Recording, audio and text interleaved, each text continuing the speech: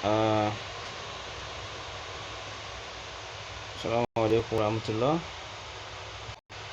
Barkamu da zuwa wannan shafin na Crypto Master Hub, inda muke tattauna kan cryptocurrency da komai da ya danganci karuwa ta yanar gizo-gizo a tsakankanin mu 'yan arewan Najeriya da duniya gaba daya.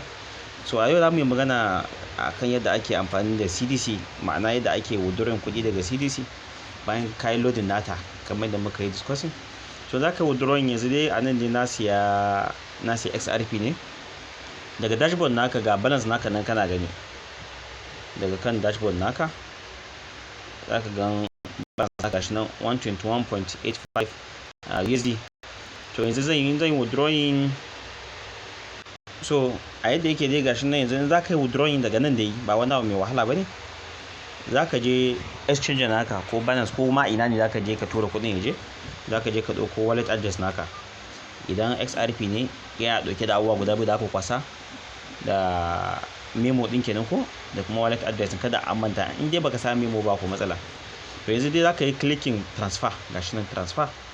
Kaga sun ce maka deposit and withdraw, sai ka ce withdrawer. Sun ce fiat, that is withdraw fiat to your bank account. Nan kuma aka ce crypto, withdraw crypto to your other platform, sai ka ce crypto.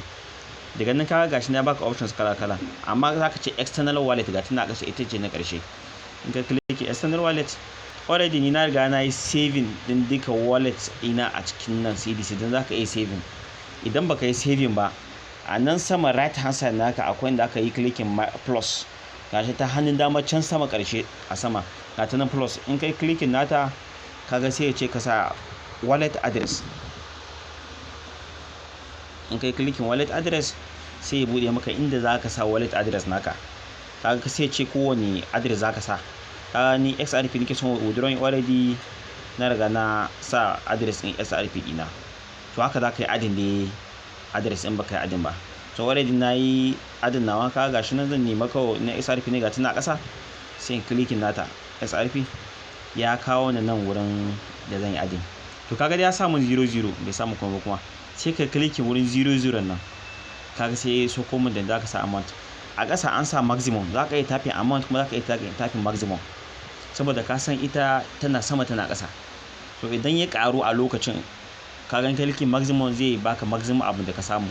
Idan kuma ya ragu kaga haka ne, amma ka sa amount da hannunka in ya ƙaru kaga za ka bar wasu 'yan coins a nan ƙasa. To muna ba da advice a clicking maximum. A ƙasan withdrawal kaga maximum ne clicking, sai ka ce withdraw. Za ka yi sa send download, amma sai ka sa withdraw kawai.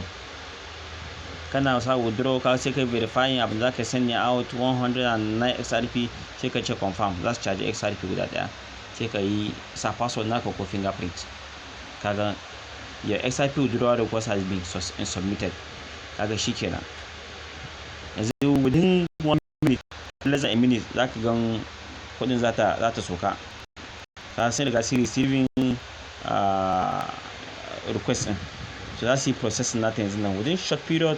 Kudin za ta sauka a can inda ake santa, tunda dai ita SRP ba wata wahala ake samun wurin tura kudi da ita ba in za ka fitar da shi ba.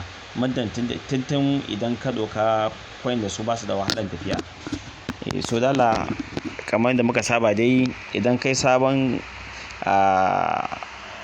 mai kallo ne a wannan shafin, ka yi kokari ka yi subscribing kuma ka yi liking. Idan da ko wani korafi ko shawara ko kuma wani bayani da kake so ƙarin bayani, a yi amfani da comment box a nan YouTube ɗinmu.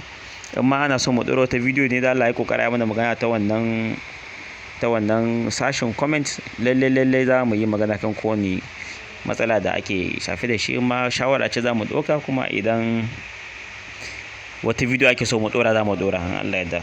Kada manta kuma a yi clicking ɗin wannan alamun ƙararrawa, saboda muna uploading kowane video a kowane lokaci. Muka ya kasance cewa ya amfana da shi, in Allah yadda.